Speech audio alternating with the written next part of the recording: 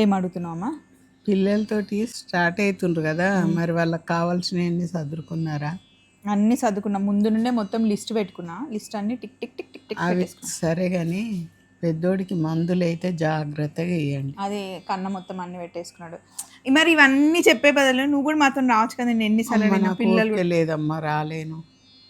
మీరు పోతుండ్రని ఏడికి పడితే ఆడికి వస్తే మొన్న పెళ్ళికి పోయి అటు పోయి ఇటు పోయి అడ్డం పడ్డా.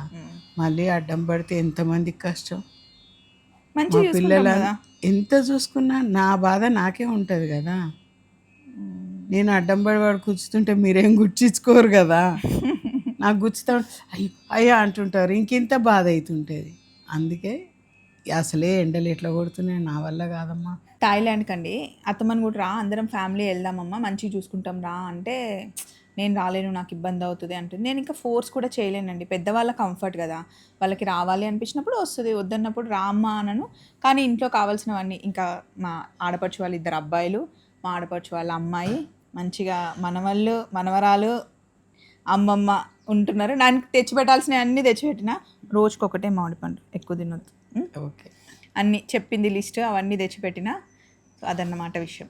అత్తమ్మ రావట్లేదు, నేను రాజేష్ చెర్రీ పెర్రీ నలుగురం వెళ్తున్నాం, ప్యాకింగ్ డన్.